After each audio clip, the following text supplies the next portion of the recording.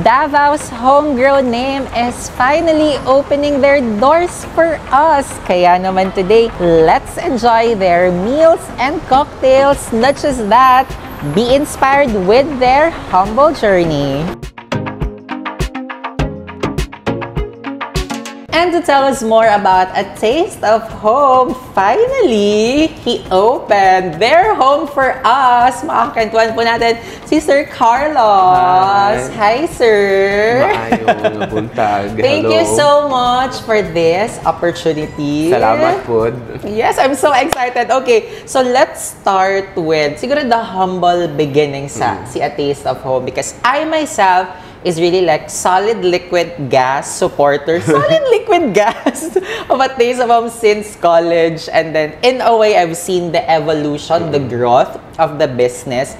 So now, let's share briefly lang how A Taste of Home started, because I believe this is very personal to you and to your family. Start yung business namin, year 2000, my mom and dad started this business. So grade 1 pa lang ako noon, and yung kapatid ko hindi pa nag-aaral. So basically, bakery talaga to for ilang years. Okay. And then, we only sold parang 2 pastas lang sa menu.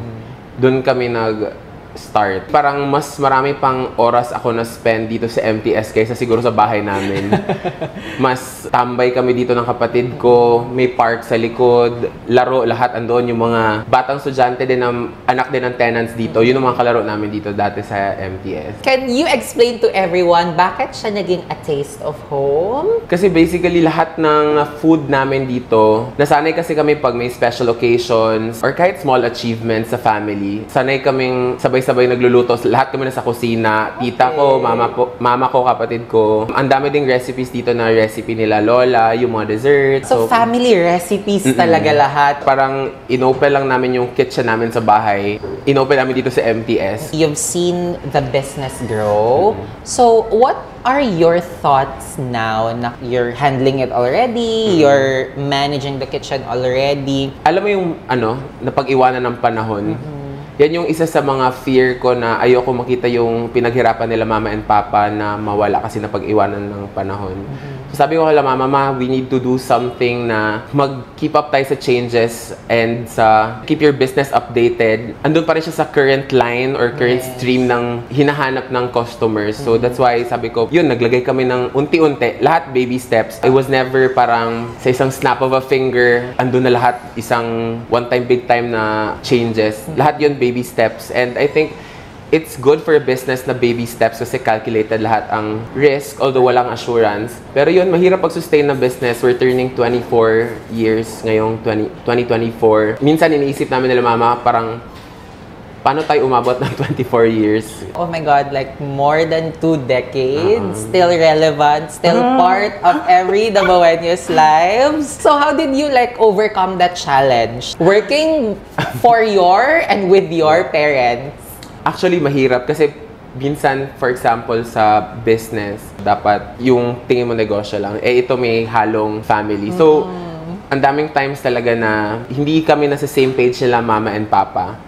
Pero at the end of the day, kami namang dalawa, kami tatlo, pati kapatid ko, lahat may opinion, and we also have to respect kung ano yung opinion ng isa para lang din kaabot kami sa isang decision. So yun, usually napapag-uusapan naman ang mga concerns sa business. So communication is really always the key. And the good thing is, as parents, kumbaga, there's also a respect sa mga anak na even though younger sila, like acknowledging also that their idea can be applicable or pwede good siya para mag-grow ang business. But of course, syempre, just like any other business, you've been through tough times also, especially during the pandemic.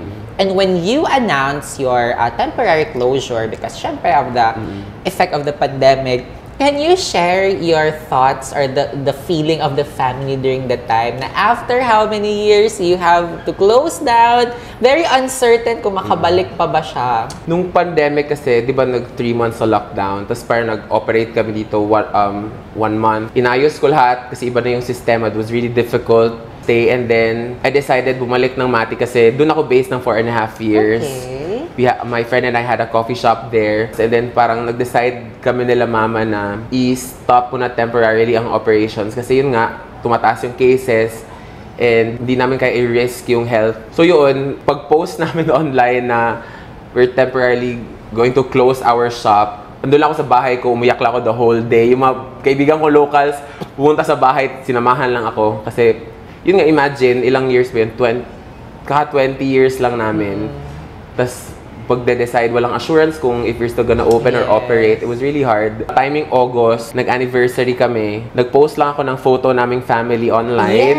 Yes. And then yun, ang daming nag-share, ang daming nag-like, comment. Please, balik na kayo kahit sa food delivery. Please daw, ganyan. Tapos yun, after mga 3 days, nag-post na lang ako na parang bigla ang post lang gabi yun, na night before ng reopening namin, nag-post ako agad ng menu na we're back, ganyan. So wala na, more the following day, wala, gobot yun me. Yes. That was, well, what you call pasabog. Oh.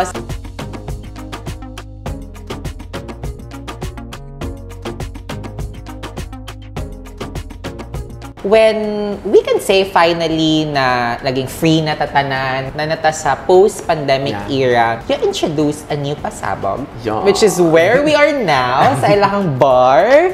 Hello. And I can really say everyone's talking about it, the gay drinking with Carlos. Yes.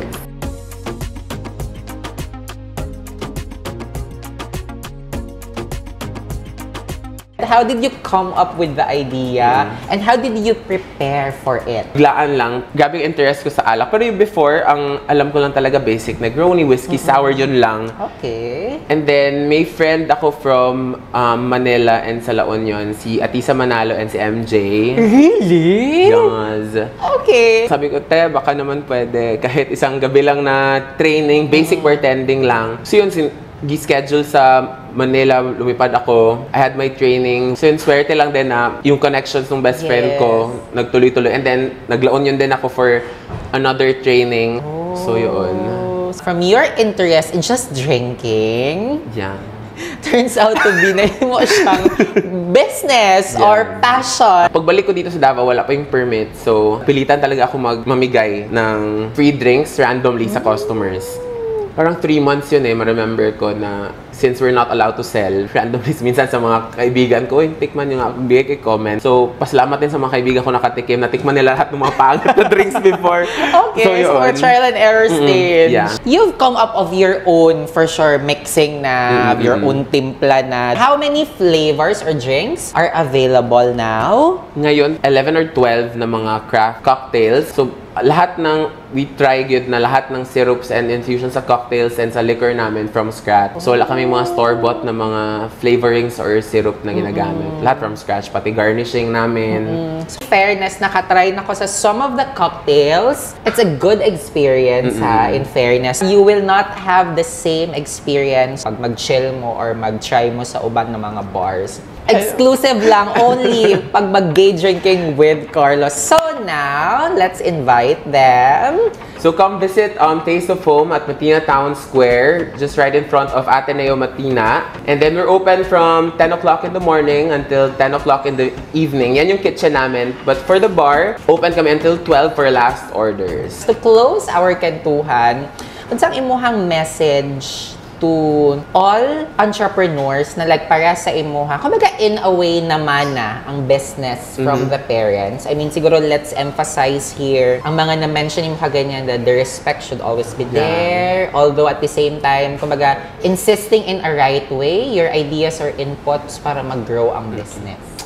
I think it's really important that you keep your mind open when it comes to business kasi sobrang daming possibilities, sobrang daming mong pwede gawin. For example, nagmana ka ng negosyo ng family mo. It doesn't mean na susunod ka lang always. Pwede mong lagyan ng new ideas para to keep your business updated and to keep it running a little bit longer pa sa expected na years na naisip niyo for your business.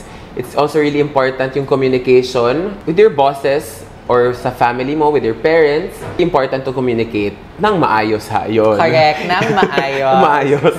Insist in a right way. Yes, and of course, there should always be that respect. Mahilak na ba ko? So yun, thank you kayo sa tanan Dabawenyos na nagsigig balik diri sa amo ang tindahan. Gamay na tindahan. I mean, hindi ito mag-last ng 24 years kung hindi dahil sa inyong suporta. And Ayun, thank you very much from your Taste of Home family kay Mama, Papa, sa kapatid ko si Joey, and sa lahat ng staff ko. Thank you very much. Super bait ng mga customers namin and very generous, and ewan ko, para talaga itong naging extension ng bahay namin. Hindi lang siya parang feeling ng other customers na extension ng home. Yeah. Ganon din yun sa amin kasi karamihan talaga ng customers namin parang family na rin ang touring namin. So, thank you very much, guys. 24 years. Oh my gosh. And more years Yes. to come. Let's claim it. Thank you very much, Sir Salamat. Carlos.